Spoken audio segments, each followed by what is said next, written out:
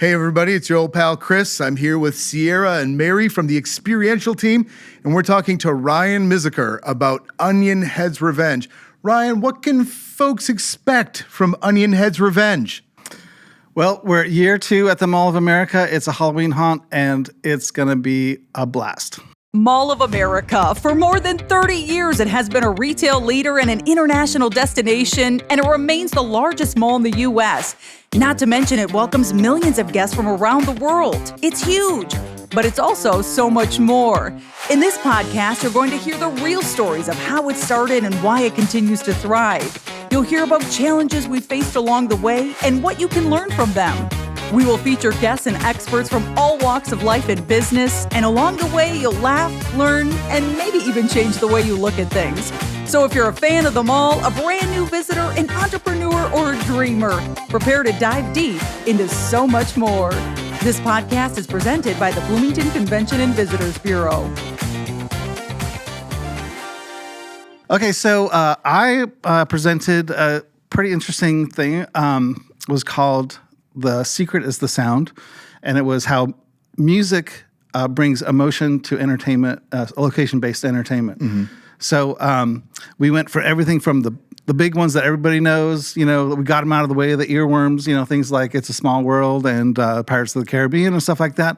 Then we talked about new attractions and how they use music from, popular music, like Guardians of the Galaxy is heavy into 70s, 80s, radio rock music.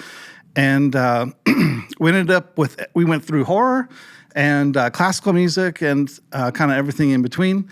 And it was a lot of fun. And I think it was eye-opening because, as John Hench said, he's a Disney Imagineer and Disney legend, he said, nobody goes home whistling the architecture. And so I always like that quote because people do have an emotional connection, an emotional response to music. And it's fun to be able to move people using music and sound in, themed attractions. And so that's something that we always care a lot about. And so I was happy to pass that along to kind of the little industry event. Absolutely, and especially depending on the amount of time you have with an attraction or an experience, it's a shortcut to getting the emotional response keyed 100%. Up and ready. Yeah, 100%. When we use some great examples in it. Everything from John Williams' Jaws, soundtrack. That the first takes 2 notes. Two notes, and you're into the moment. So, and it's so kind of evocative of whether it's that kind of horror or something scary is about to happen, or something lighthearted and fun. It's really an immediate way to get people into the feeling of what this event or attraction is about. Well, and I can tell we're going to ping pong around. Structure has gone out the window already. Sorry, Jules. Always appreciate the notes and everything you do. But since we're talking about sound and sound design, this is your second year back with Onionhead's Revenge, and I remember last year being in Vern's bar with you. Since we're talking about sound and soundtrack, you were very proud and excited about what you had done there. Do you care to share a little bit about that? Well, it is a perfect example of what we were talking about because we actually created a radio play for inside Vern's bar, and it's as if you were in Slidell, Louisiana. We created 2 radio stations. One was based in New Orleans that played kind of blues and jazz sort of stuff, all kind of creepy. But, all Halloween, but a lot of fun. And then the other one was a Gulfport rock radio playing, hits from 70s and 80s. But also, something's a little off. There's, creepy song lyrics, AC/DC and Leonard Skinner and stuff like that. So and we also created 2 DJ characters and a variety of commercials that play as you're sitting there. And you don't really notice it that much, but if you kind of listen to it every once in a while, you'll be like, wait, what was that? Like we have little references to some of the story points inside the attraction. And it's a great way to bring people in and create a feeling of the place. And then we created all original music for the rest of the haunt that we're proud of and get to exploit again year 2. That's right. Yeah. Well, I thought that was great when you shared that last year, especially I always loved Orson Welles' War of the Worlds and the radio plays and the radio dramas, and the fact that you took enough time and consideration to build that out for the haunt too.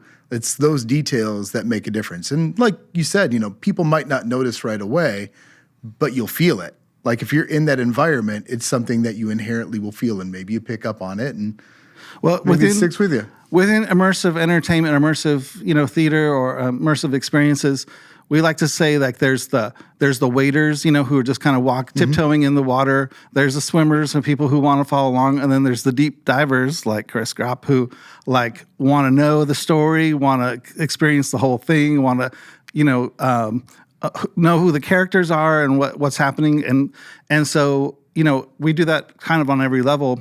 Sound design being one of them, lighting and costuming and to create a theatrical experience where really, you can just show up and kind of stumble through and have fun and see, get scared. But then you can also, kind of dig a little deeper and get more into the story. So Halloween has become a huge industry, and it keeps growing.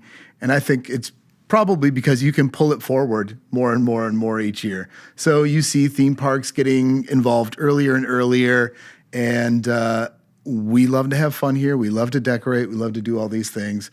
So Sierra, Meri, and I, among many others, are responsible for a lot of the experiences that are in Nickelodeon Universe and Mall of America proper. What are some of the other things we have going on? Do you want to talk about Nickelodeon Booniverse? Absolutely, yeah. So this is obviously one of our prime times here at Mall of America and Nickelodeon Booniverse. We've been doing it since 2016, I believe. We started the campaign, but it's really all kid-friendly Halloween experiences, we which try, is my level of Halloween. Right. So it's perfect for me, and that's where my passion lies. That's where you lie on the It's just scare meter. Yeah, exactly. So for Nickelodeon Booniverse, we are back with DIY slime with glow mix-ins. Just coming in is our large pumpkin. So we work with local growers. Large undersells it. Yeah. It's huge. I'm waiting to get the pounds of it this year, but we're gonna get record breaking this year. You think so? Yeah, because our previous one was like 1,500. 1,500. Yeah, this is a real pumpkin? Yeah. Oh my gosh, real. Wow. It's a real pumpkin, and my favorite thing is, so obviously we have a sign outside that says how much it weighs, and so our creative team last year asked us, they're like, wait, so how big is the pumpkin we say on the sign? And we're like, oh, it's still growing. So they cut it the very last minute, and we will let you know, but it is huge. We wait till the very last minute. Yeah. And then it's cool. Sometimes we rotate. It's true. So within the park itself, fun fact here, the park is very hot, very humid, not the greatest to have a giant pumpkin. I found that out the first year that pumpkin guts are literally the worst thing to smell and have to deal with. That was the scariest part of that Halloween. Yeah. Yes. Awful. So halfway through, we will switch it through, just with a bigger and better It one. started seeping. It was something. We learned a lot. About the real pumpkins. A rapid onset of decline because a previous employee, it was sat askew on its base, and this person thought that they would move it by grabbing the stem of the 1,200-pound pumpkin and just pulling on it, because somehow that made sense. Maybe growing up watching Superman, I'm not sure what the math was, but the stem broke off, so then air could get inside the pumpkin, and it started to rot from the inside out. Oh, gross. Which is when we decided, you know what, we'll switch and we'll do 2 a year. Yeah, we'll just prevent those things. Maybe just throwing this out there, halfway through the season, toss it off the roof of the JW Marriott. It could be fun to see the biggest explosion of all time. I don't know how we're getting it up there, but actually that is one of the things that started this is years ago. Right, wasn't it? In Stillwater. Stillwater has a big, and they do pumpkin drops. And and a lot of them, that's why we typically get a bigger pumpkin later on in the season, because a lot of people save their pumpkins to participate in the Stillwater Festival. So, oh my gosh, that's hilarious. So giant pumpkin hookup. Giant fruit. It's true. To clarify. It's true. Pumpkin is a fruit. It's true. I mean, we've been corrected. We could talk about pumpkins forever. The amount that I know about large pumpkins now is insane. But also, in Nickelodeon Booniverse, we are bringing back the Fog Chute. So this is a time that I know probably everyone has wondered, how does the attraction change from the log chute to the fog chute? Well, it's actually a group of our team go in, we go decorate it, we switch it out, we add some spooky items, spider webs, fog, obviously. We do lighting. We change the soundtrack. Yeah. Nice. Just to create a fun overlay for the log chute. So. Mostly it amuses us. It's true. Yeah, it's true. super fun. It's true. It's fun. We create little scenes as you go through and be like, oh, this would be perfect for a little like cemetery scene right here. So kind of get your eye out as you ride the ride. You go, oh, next year, right there. This is it. It's true. So from Meri's scare level to a little bit younger, Crayola. We've got some activities at Crayola as well. Crayola has some fun. They have a Screamin Green Hauntoween crafts. So Screamin Green is a color. So obviously they're digging deep right into that. And so they're having kid-friendly activities, scavenger hunt throughout there. But if that's not really your scene, also sea life. So they have many things going on. My personal favorite is they have underwater pumpkin carving. So have you guys ever seen that before? I have not. No. They have the divers in the aquarium, and they will carve the pumpkin underwater cool. with the fishes all there. Cool. So that's really cool. And that'll be starting in a few days. That'll happen on October 6th through the 27th, and it's included with your ticket. So go check that out. Really fun. That's my personal favorite. So we try and run the gamut here. Onionhead's Revenge being our most elevated opportunity for the Halloween season. What do you recommend for guests? What kind of age range are we putting out there?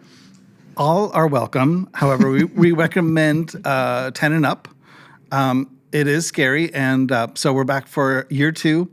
And this year we've built that. We've made a lot of changes. If you didn't have a chance to come last year, you're going to love it. If you did have a chance to come last year and you had a great time, it's way better. It's about 30% new rooms and characters, and we dig deeper into the storytelling.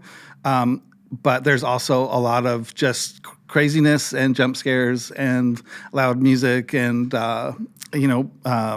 people you should avoid. So in our level of scare, we like to remind people, danger minus death equals fun. And there's roller coasters here at the Mall of America in Universe. And what we'd like to do is take people on an emotional roller coaster and just scare them in a different kind of way than a roller coaster. But again, it's, danger minus death equals fun. That's kind of our motto. And so everyone's going to have a safe but scary time. So Miziker Entertainment, largely known in the themed entertainment industry, mostly theme park related activations, parades, nighttime spectaculars. So this is a newer endeavor for you, would you say, operating what we would call, our guests would closely know as a haunted house? It is. So Miziker Entertainment has been involved with creating some of the, A-level theme park attractions for Halloween. I've personally worked for Universal Studios in Japan and Halloween Horror Nights and Not Scary Farm. And so that is our background, but we have, partner groups to create the Onionhead's Revenge attraction and relying on a lot of industry people at all different kinds of levels. And we've really reached out this year to make year 2, another level up, and we're really excited about the product that we have created.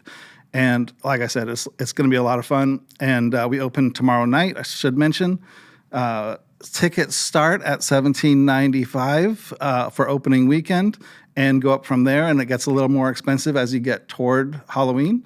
So over the course of the next month, we encourage you, come on out, check out onionheadsrevenge.com for our tickets. I suppose get in the plug in there. No, go ahead. I mean, absolutely. But yeah, so it is a new venture that we're really excited about, and we're bringing all of our knowledge of theme park attractions and live events, bringing the best that we can to make this place just a ton of fun. And we're really happy. It's been great. I mean, it's great to have everybody back. We have about 60 or 65% return crew and cast and everybody. So we are really thrilled. It feels like we got the band back together, and we've really feel like that we've been embraced by the Mall of America and by greater Minneapolis area,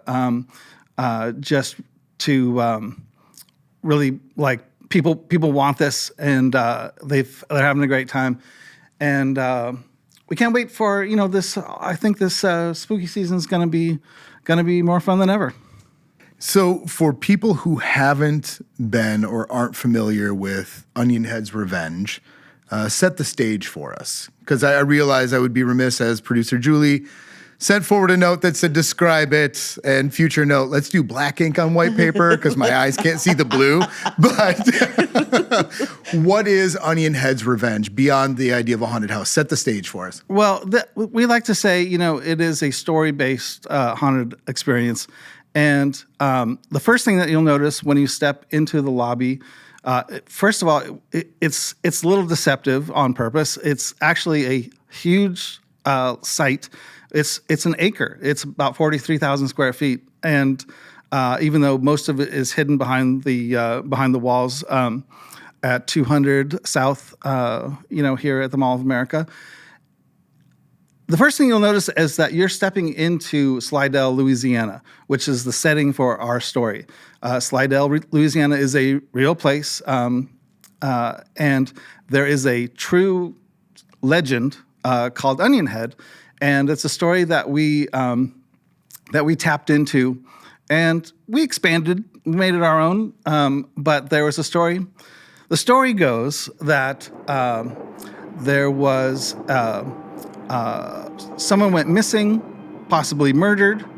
The townsfolk blamed this person that this kind of nicknamed, sort of cruel nickname of Onionhead, and the story goes that the townspeople took vengeance on Onionhead and chopped him up into 13 pieces. Very rude. It's very rude. I would also seek revenge if I was chopped into 13 pieces. Blaming Onionhead for the murder of this girl. Later, it was discovered that he didn't do it. The true person was captured and brought to justice. And after that, his mother, Onionhead's mother, put a curse on the town. And people who were part of the mob that incited violence started showing up. A lot of times they showed up dead with onions in their mouths or onions sort of present in the scene.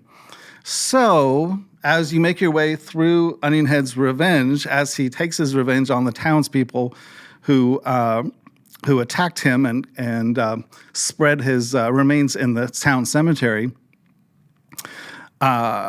he in fact did take vengeance on the mob that did it. And so as you make your way through Onionhead's Revenge, the attraction, you want to make sure that you're not associated with those townspeople and you are able to navigate the scenes and the locations. Wayward tourist here. Yeah, nothing to do with it. So it's a gruesome story, but it's also played with a lot of fun and it's the stuff of nightmares. But again, it's all for good Halloween fun. And that's what it's about, right? It's about having fun. I would say, so last year, we all got to experience it. And you're right, the way that you cross over the threshold from the mall into Slidell is wildly impressive right off the bat. Yeah. You totally set the mood and set the tone right away in an unexpected way. And guests who are curious can come to that area and check it out. You don't need a ticket to get in there. So you can go to Vern's and you can go into the lobby and start to get a taste of what it is as well. And that's a good point. A lot of people don't know that there's not only Vern's Bayou Bar is available for anyone, whether you have a ticket or not. You can come in and have a drink. It's kind of a roadhouse bar. But you can also wait there with your friends and also have a little, liquid courage. At the end of the experience, people love to gather up again and talk about what they saw and what they, who saw this and who went in this room and who, what they saw and what they can share together and stuff like that. So it's all a lot of fun. We have spent a lot of time creating the Slidell, scene, as you said, it like kind of setting the stage in the lobby area. But since year one, we've also spent a lot of time with the storytelling and setting up the premise so that as you go, you get that opportunity to take the deeper dive and learn more about the story of Onionhead. And so we've been hard at work, in the months between since last Halloween. It always reminds me of The Nightmare Before Christmas when Jack Skellington's saying, "Okay, everybody, 365 years till next year." 364. So, that's been our kind of mindset is like, what are we going to do to make it better and more fun and scarier? And we're really proud and we're really excited to invite everybody out starting tomorrow night. Have you ever gotten into costume and worked as a character in your own haunt? I have. It's sort of a rite of passage. I knew I needed to do it. You dared me to work the bar, which I admit I didn't have the nerve for. I still think you should have. That would be perfect. There discussions were had. Liquid courage was not gained. Costume department was consulted, but I have played as character.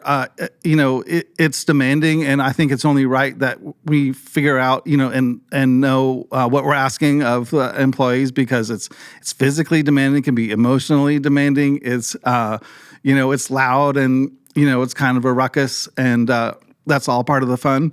And so I had a minor role, but I feel like I've had to, which I've done before. Well, the true story is that I was working at Universal Studios Japan on a Halloween attraction, and my first time around, and at the time I had my hair cut real short, basically bald. And when I was walking through with all the Japanese people, they basically thought I was in character as someone scary. And I didn't love that, but, you get what you get. And so, the truth is it's fun to do what we do. And all of our crew has background in theater and in theme parks. And it's great to get into character to, especially at Halloween is that the time of year to, get into costume and have a lot of fun.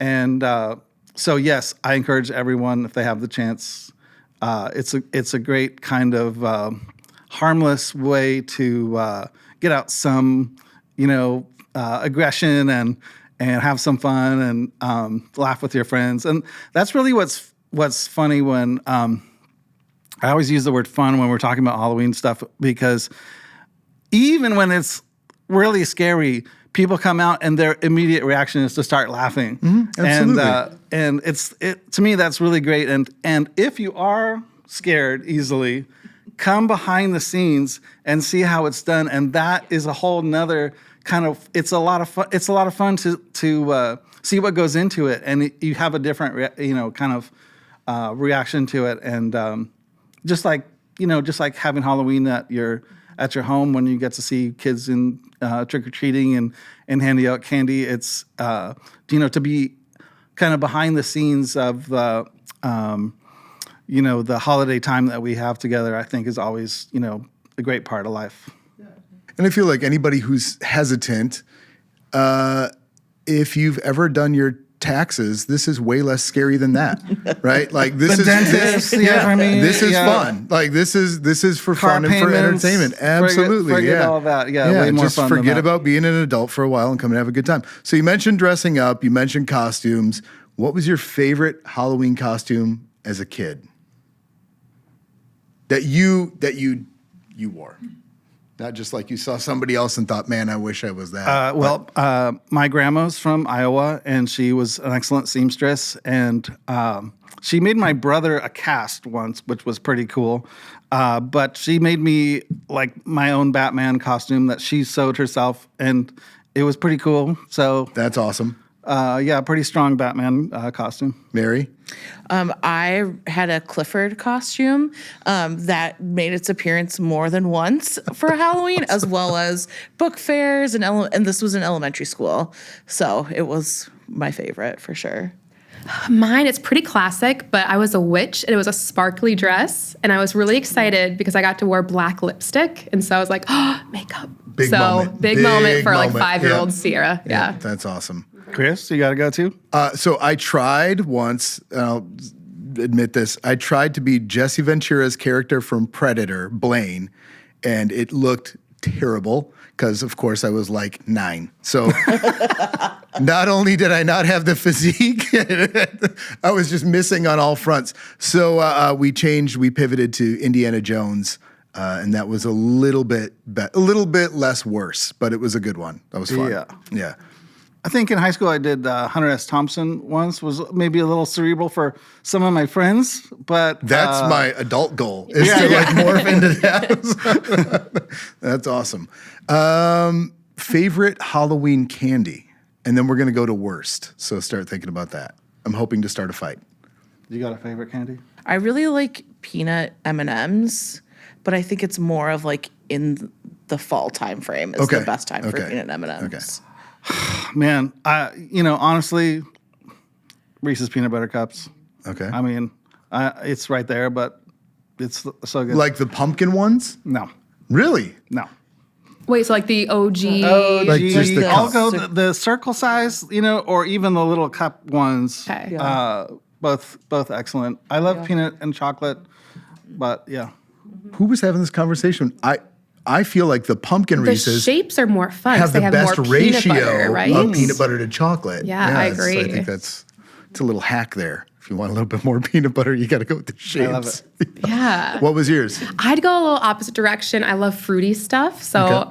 honestly, like nerds, because I feel like you get like more out of it because there's like multiple You're little going ones. quantity? Okay, got it. And I think they're tasty. Fair enough. Twix. I was always excited to see Twix. Good one. Yeah. Okay. And then least favorite? Whoppers. Oh. Hate mobiles. Okay. Nope, not for me. Okay. Not my thing. Smarties, just drop them. I mean, come on, guys. Not I like fruit flavors too. I like Okay. Jolly Ranchers and stuff like. I like fruit Yeah. things too, but Smarties. They're kind of chalky. I could see how like they're not the greatest. One time like someone gave me a handful of peppermints, maybe like a grandma. But those are just not like a good Halloween candy. That's just like an after dinner kind of specialty. Were you at a restaurant and that's all they had? wish. No. There you go. That's probably where they got them from. Candy, Yeah. Do you remember Good and Plenty? I Yes. actually love Good good Do you? Plenty. I did not like getting those. My mom was a fan. Yeah. The black Black licorice bit licorice. in the center was like, that was a trick. I got pranked. Yeah, I didn't like that. That's terrible. Okay. What do you got? You gonna say something? I was gonna say that I love passing out candy on Halloween. I have a neighborhood who everyone gets into it, and so we have to buy heaps and heaps of candy for kids. It's a super fun, but we always run out of candy no matter how much we Really? buy. And I will tell you, I don't know why it is, but Tootsie Rolls are always the last ones to go. So I'm not saying.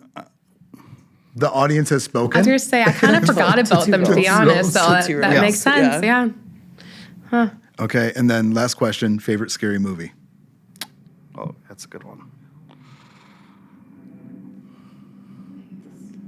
There's so many out there right now. Okay, a scary movie that you enjoy. Okay, so I really like the Blair Witch Project. I love how it's kind of the first movie that had it's called like first person viewing, like Found footage. Found footage. Yeah. I really loved that. Make it really spooky. I'd say that. I will take a side story here. I lived in LA at the time when it came out, and my friend Ian found a VHS tape that said "Play Me," and that's how I saw the Blair Witch Project with no nice. credits, Nice. nothing, before the movie came out. part of their They had a weird, good marketing tactic. amazing marketing tactic at I the think time. they even like had like missing signs of the actors well, around. And then you People would thought go they were on actually the missing. archaic version of the internet at the time and try and find anything, and it all supported the fact. But I was like, there's no way. But it was great. Yeah, it was a fun movie. I like that. All-time favorite scary movie is probably The Shining, just because as a kid it was hard to get through. It was like, oh my God. But Well, and there's a kid in it who is in great peril. like there's a kid, the whole it's psychological, but it's also violent. Yeah. It's great. But I know that you've got some great, you've suggested some great ones to me more recently. And, I'm really, so I love Willem Dafoe in Shadow of a Vampire. And I really love the movies, The Witch and The Lighthouse. And I can't remember the director's name. Robert Eggers. Sorry, huge nerd.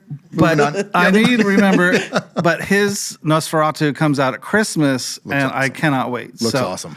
So I actually saw the original Nosferatu, with an orchestra a long time ago. Oh, that's cool. And so can't wait to see what he does with that. And so I love that we're in a time when not just B-movie horror movies are great, but there's also just such rich, awesome stuff coming out, and it's a fun, tradition to be a part of. So, Meri? So this is not necessarily my genre that is my go-to. I know. So I think it was The Conjuring. That Oh, yeah. Okay. I feel like it was that one. I can't remember. That's fair. Was there like a baby in that one? I feel like I can't remember. No, I chances don't. are. Okay. I was hoping someone would back me up on that. I just know there was one movie that I went to. My sister and I went to a movie and we saw it preview, and then we went to it, we saw it, and then there was like a glove on the ground, and then in the movie, and then as we were driving home, there was a glove on the ground as we were like the same color and everything. And I think that was The Conjuring, and it was the scariest thing, and it brought life together, and it was great. I love that. Yeah. I love it. are you going to commit to a favorite? Well, one, please lay a glove outside the haunt so when Meri nice. walks over there. I know. Woo, woo, woo. And for me, Jaws is the scariest movie of all time. Can't go in the water without thinking about it. It totally ruined me. The shark does not look fake. All real sharks look fake. The shark from Jaws is real. But I think John Carpenter's The Thing really got me too. I liked that a lot. Isolation, can't trust anybody. That was a really I went good to see Silence of the Lambs with my dad when I started school. That's when I started college. Like, he came up to visit, and we went out to the movies, and he said goodbye, and I had to get into the elevator by myself, and I was like still shaking from Silence of the Lambs, and I'm like, oh God, like please no blood like start dripping down. Going back up to my dorm in college, I was like, oh God. But yeah, these things, they mess with us. I'm turning it over to you, Julie. Favorite scary movie? Halloween. Okay. Freaked me out because when it came out, I was a babysitter. Julie says the original Halloween because it freaked her out as a babysitter. Ryan? Recently, Malignant was great. Malignant is great. I agree. Shout out to my friend Jen Conroy and Jason who worked on that. What? Nightmare on Elm Street, Freddy Krueger. Oh, Fantastic. And I would also say if you got time this Halloween season or right now, go see The Substance. It is bonkers, and I can't believe it was made, but highly worth watching. And if you're looking for something fun to do this Halloween season, for any age, come visit us at Mall of America. See some underwater pumpkin carving. Go see, what's the Screamin' Green Halloween at Crayola. Nickelodeon Booniverse. And tickets are now available for Onionhead's Revenge, open through November 2nd. So we're open through Dia de los Muertos. Fantastic. Thank you for joining us. Chris Gropp, Sierra George, Meri Ryan, Ryan Miziker, thanks for joining us for So Much More. Thank you for tuning in to today's episode of So Much More. If you want to hear more, be sure to subscribe to our podcast wherever you find your favorites. including Spotify, Apple, or Google Podcasts, and you can also watch a video cast on YouTube. Go to podcast.mallofamerica.com to leave a review, ask a question, or give us an idea for the show. Until next time, thanks for listening. So Much More is presented by the Bloomington Convention and Visitors Bureau, the official destination marketing organization for the city of Bloomington, Minnesota. Before your next trip to Mall of America, visit bloomingtonmn.org for answers to all your travel questions, deals and packages for hotel stays, and so much more.